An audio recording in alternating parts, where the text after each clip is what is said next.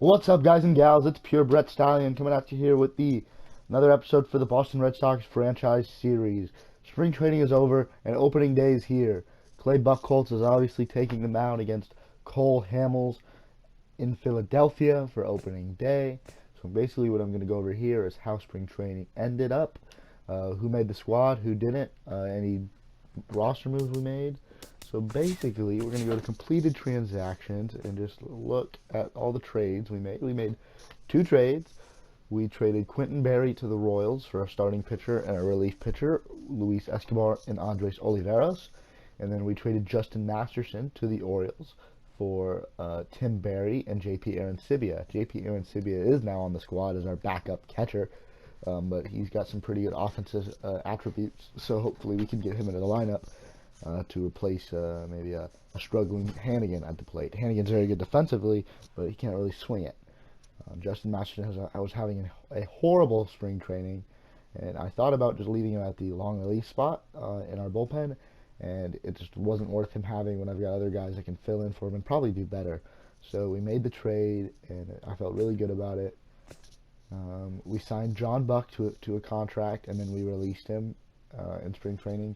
I wish there was a better way to invite people into spring training, invite free agents into spring training, and then just not bring them on your squad, which is not possible.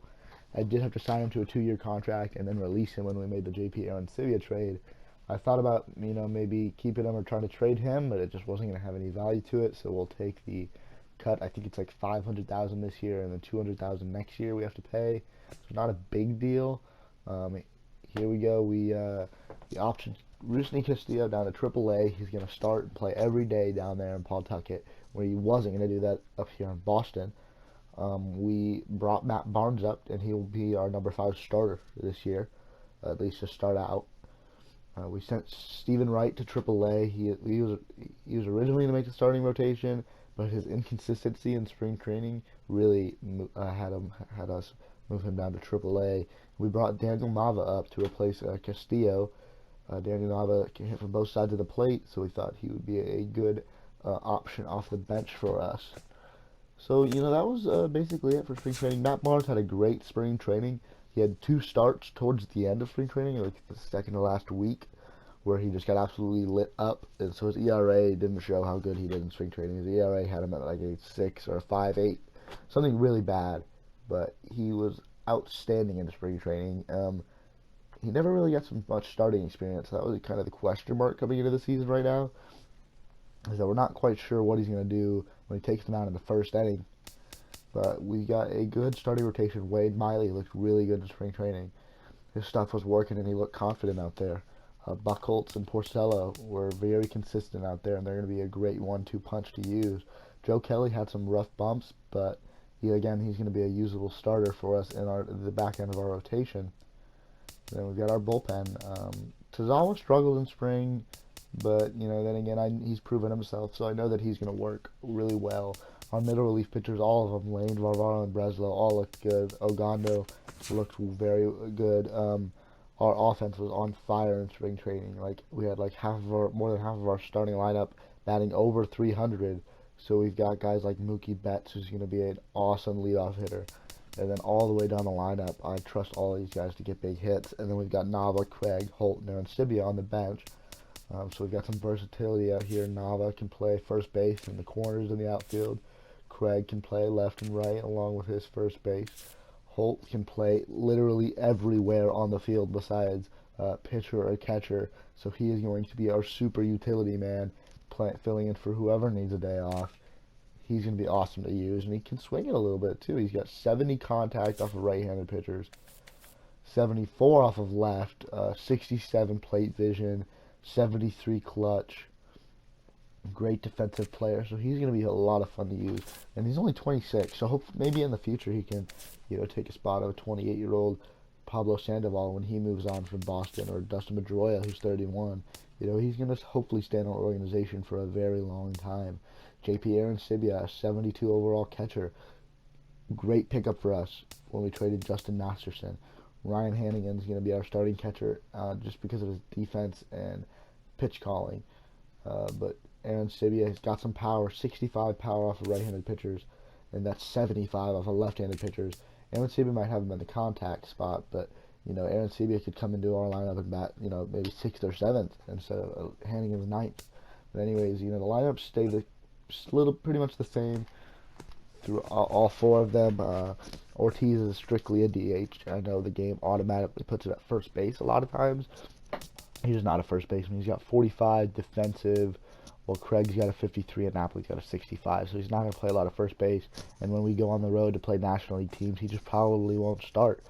He might get, he's always big to bring in those pinch hit at bats, but he just won't start when we don't have the DH. So we go down to the AAA if we want to look around at AAA. Stephen Wright's going to be their ace down there. Tim Berry is the guy we got in the Justin Masterson trade. I love this rotation down here too. Spruill's kind of a toss-up, but Eveland and Escobar are really going to be quality starting pitchers and may make all 4 of these top 4 guys could be considered a spot starter if we needed one up in the big league club. But the rest of these guys, I didn't see all of these guys in spring training. I saw Hembry, and he was okay. Robbie Ross looked good. He could be a good bullpen call-up that we have. We got Brandon Workman at setup, and Chris Fernandez. I'm not really sure about him at closer. Double-A, I didn't really get to see any of these guys in spring training. I don't think I had any of them up on the squad, but we might have to make some roster moves because they looked a little pitcher heavy. Not as many position players.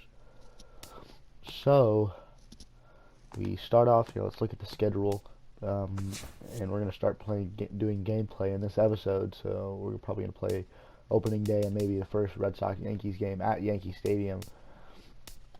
Not sure which matchup I'll do. Probably depend on the pitching matchup, which games I'll show, and I'll show maybe highlights from the other games. But yeah, definitely we're about to show Clay Buchholz versus Cole Hamels. What we got here? Anything else that I need to show you guys? We're probably gonna start scouting, set up our sponsorships, and hopefully have a good start to our season. David Ortiz will not be starting on opening day. I know, it's crazy, because we are on the road at a National League park. We played all the teams from the NL East this year, so we've got the Phillies, the Nationals, the Mets, the Braves, and the Marlins. So pretty bad division, to be honest, and I think we can, besides the Nationals being a perennial powerhouse, we should be able to win very easily in the NL East. So, yep, we're going to go ahead with opening day right now. Alright, here we are, opening day to the 2015 season. It is the Boston Red Sox at the Philadelphia Phillies. Both teams start out with a clean sheet at 0-0 and look to start promising seasons.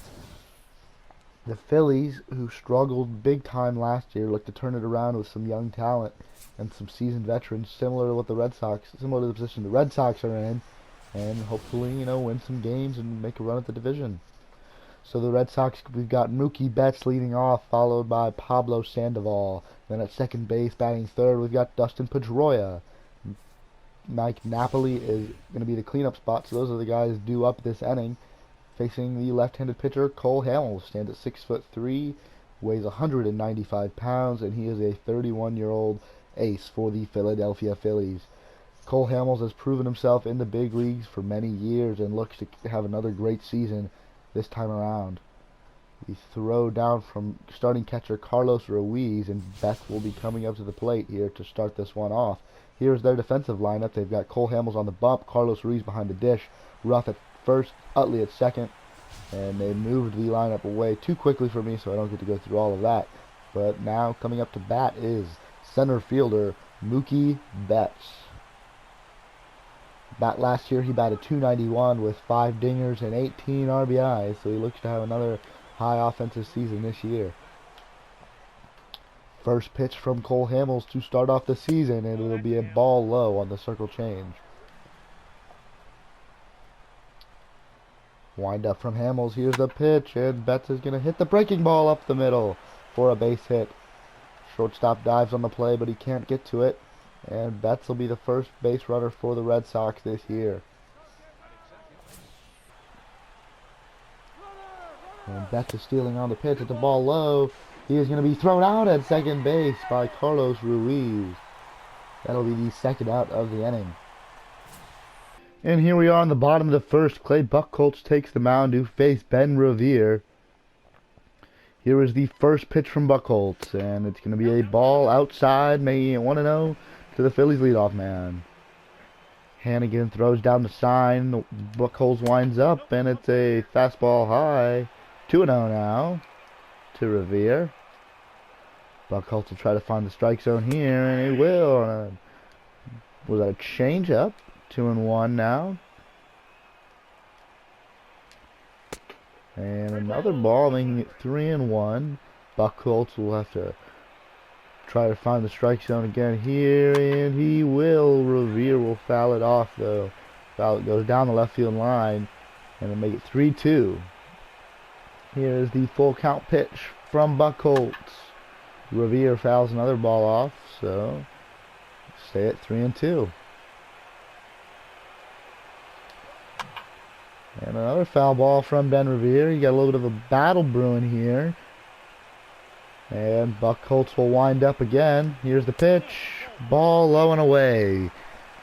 So Clay Buchholz will walk the first batter he faces here today at Citizens Bank Park. And that'll bring up shortstop Andres Blanco.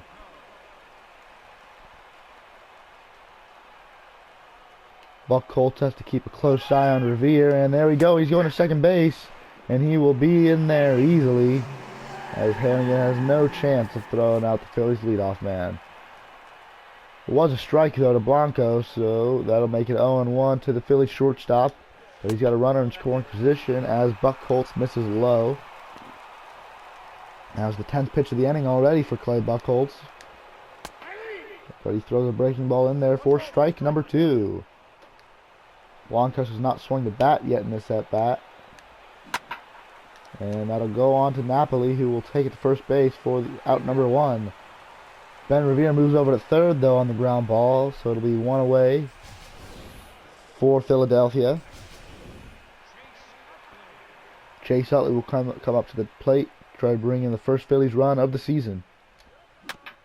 And he'll foul one down the right side, strike 1. Buchholz comes set, and here's the pitch. Utley swings and misses for strike 2. Clay Buchholz is aiming for nothing but a strikeout here, and here's the pitch, and it'll be a ball away, making it 1-2. Here's the pitch from Buchholz, and Utley takes it deep to right field. This one is deep, going back, and it is gone. The Phillies take an early 2-0 lead right here off of the 2-run home run from Chase Utley. Buchholz left that fastball high in the zone, and Utley went with it, pulling it over the right field fence for his first home run of the season.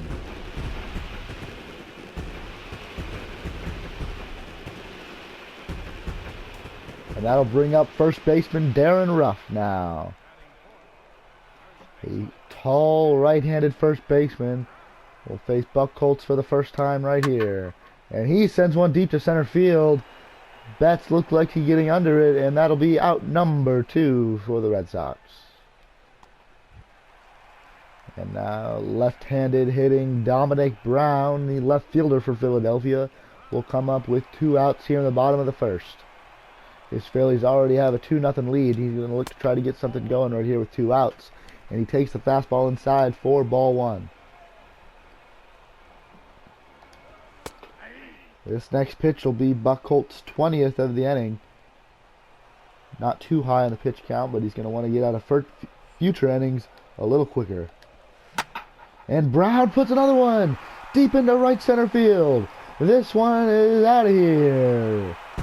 3-0 Phillies. They take a quick 3-0 lead here in the bottom of the first as Buchholz gives up another home run. Red Sox manager John Farrell does not look happy with his ace. And the fireworks are going off here at Citizens Bank Park as Dominic Brown rounds the bases. Carlos Ruiz, the catcher, will come up now. And the fans here in Philadelphia are pretty satisfied with the start to this 2015 season. Buchholz winds up, and the pitch is strike 1. Change up in the low and outside part of the zone. But he gets the strike call. And here's the next pitch. Breaking ball. Strike 2.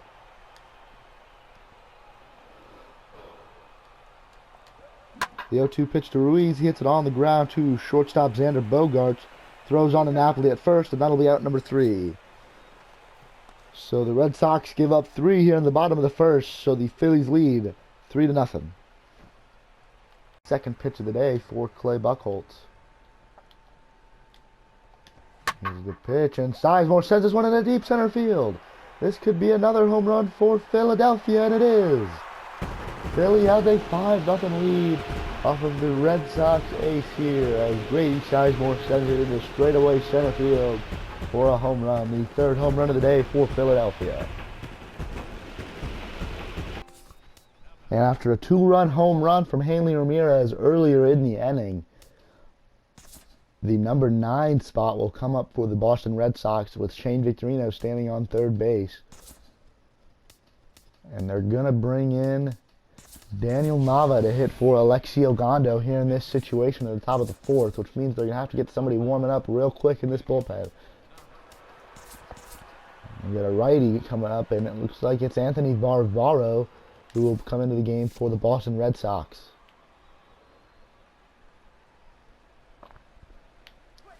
Plenty of long balls in this game, as almost all of the Phillies' runs have come from that, and the Red Sox just notched their first 2 runs of the game off of the Hanley Ramirez home run.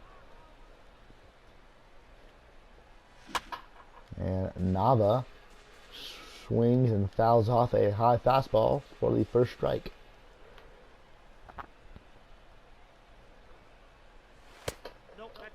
Ball low to Nava, 2-1.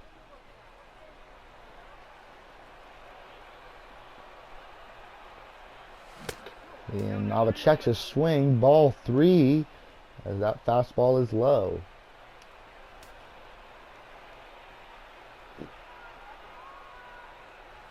And ball 4 to Daniel Nava, and he'll get on base with a free pass. And now Mookie Betts will come up with runners on first and third for the Red Sox. Try to bring on some more runs for Boston. And he'll get a base hit in the left center field. That's going to bring in 1. Nava's on his way to third, and he will be safe.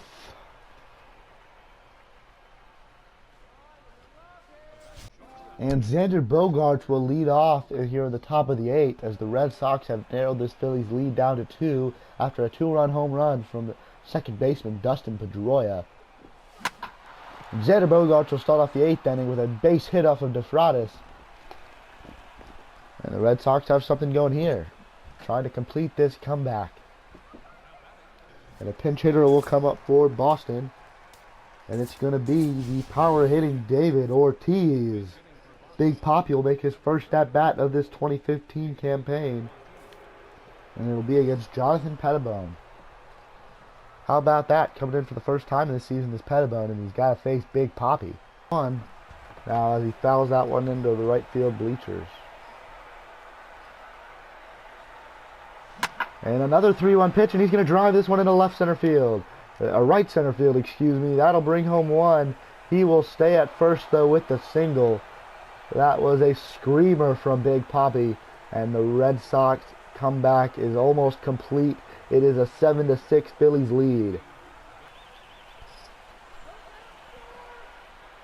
Shane Victorino still represents the tying run right here for Boston. Here's the first pitch, and it's going to be in the right field for a base hit.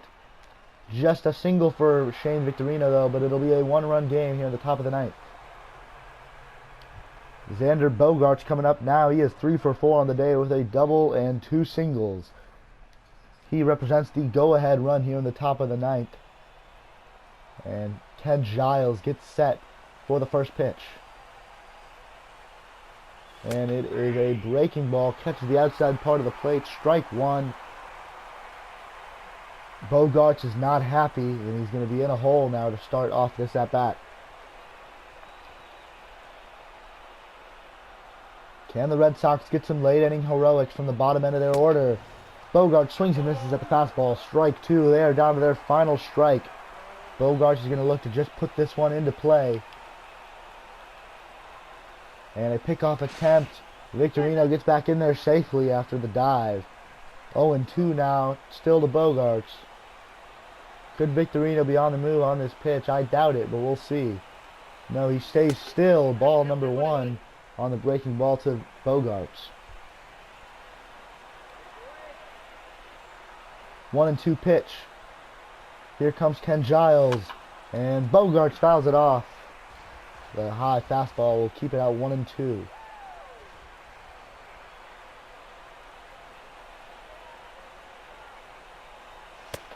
And ball outside and that'll even up the count at 2-2. That one was close, but Bogarts had a good eye. And it'll be ball 2. Here's the pitch from Giles. Bogarts swings and misses.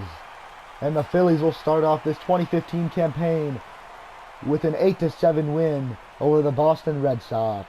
They jumped out early from the long ball and had a 7-0 lead before the Boston Red Sox came storming back and ended the game with a tying run at first base. Big offensive day in a game where the two aces matched up. Buchholz left the game early, and the Red Sox bullpen had to string together some long innings, but they did it pretty successfully, although the offensive comeback was not enough. And Philadelphia starts off the season 1-0, while the Red Sox start off 0-1. Cole Hamels gets the win today, 6 1/3 pitched, 5 earned runs. Buchholz gets the loss, 2 1/3 with 6 earned runs. Big home runs today from both teams, but the player of the game is going to be Grady Sizemore. He went 2 for 4 on the day with a home run and 3 RBIs, and he's going to look to keep that offense going for the next 2 games in this series. Signing off, I am Pure Brett Stallion. We will see you next time on this Boston Red Sox MLB 15 The Show franchise.